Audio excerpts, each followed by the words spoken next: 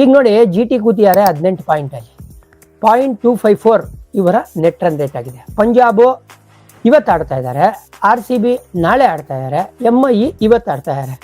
18, 17, 17, 16. So ಇವತ್ತಿನ ಪಂದ್ಯದ calculation ಮಾಡೋಣ. ಇವತ್ತು ಲಿಟ್ರಲ್ ನಾಕ್ಔಟ್ ಅಥವಾ ಲಿಟ್ರಲ್ ಏನ್ ಹೇಳ್ತೀರಾ, ಯಾರು ಗೆಲ್ತಾರೋ ಅವ್ರು ಹೋಗಿ ಟಾಪ್ 2 ಸ್ಪಾಟ್ ಅಲ್ಲಿ ಎತ್ತಾಕೊಂಡ್ಬಿಡ್ತಾರೆ. ಪಂಜಾಬ್ ಗೆದ್ರೆ 19 ಪಾಯಿಂಟು, ಇನ್ನೊಂದೇ ಒಂದು ಟೀಮ್ RCB 19 ತೊಗೊಳಕ್ಕಾಗೋದು. ಸೊ ಪಂಜಾಬ್ ಅವ್ರಿಗೆ ಇವತ್ತು ಒಂದು ಟಾಪ್ 2 ಸ್ಪಾಟ್ ಸೀಲ್ ಆಗೋದು. MI ಗೆದ್ರು ಅಂತ ಹೇಳಿದ್ರೆ ಅವರು 18 ಆಗ್ತಾರೆ.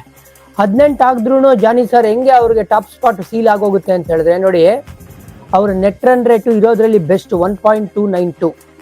GT ಕಂಪೇರ್ ಮಾಡಿದ್ರೆ ಇವ್ರದ್ದು ಬೆಟರ್ ಇದೆ. ಹಾಗಾಗಿ ಇವ್ರು ಹೋಗಿ ಒಂದು ಸ್ಪಾಟ್ನ ಸೀಲ್ ಮಾಡ್ಬಿಡ್ತಾರೆ. ನಾಳೆ RCB ಗೆದ್ರೂ ಕೂಡ RCB ನಂಬರ್ 1 ಆಗ್ತಾರೆ, MI ನಂಬರ್ 2 ಆಗ್ತಾರೆ. RCB ಏನಾದ್ರು ಸೋತ್ರು ನಾಳೆ, ಪಂಜಾಬು ಇವತ್ತು ಸೋತ್ರು ಅಂತ ಹೇಳಿದ್ರೆ ನಂಬರ್ 1 MI, ನಂಬರ್ 2 GT ಆಗಿ ಹೋಗ್ತಾರೆ. ಸೊ ಈ ತರ ಕ್ಯಾಲ್ಕುಲೇಷನ್ ಕ್ಲಿಯರ್ ಆಗೋಗಿದೆ. ಆಮೇಲೆ ಲಾಸ್ಟ್ ಗೇಮ್ ಅಂದ್ರೆ ಗೇಮ್ ನಂಬರ್ 70 ಅದಾಗೋ ತನಕ ಇನ್ನ ಫೈನಲ್ ಸ್ಪಾಟ್ಸು ಸೀಲ್ ಆಗೋದಿಲ್ಲ. ಅಂದ್ರೆ ಯಾರು ನಂಬರ್ 1, ಯಾರು ನಂಬರ್ 2, ಯಾರು ನಂಬರ್ 3, ಯಾರು ನಂಬರ್ 4 ಗೊತ್ತಾಗೋದಿಲ್ಲ. ಹಾಗಾಗಿ ಲಾಸ್ಟ್ ಲೀಗ್ ಮ್ಯಾಚ್ ಡಿಸೈಡ್ ಮಾಡುತ್ತೆ ಪಾಯಿಂಟ್ಸ್ ಟೇಬಲ್ ಅಲ್ಲಿ ಯಾರು ಟಾಪಲ್ಲಿ ಕುತ್ಕೊಳ್ತಾರೆ ಅಂತ.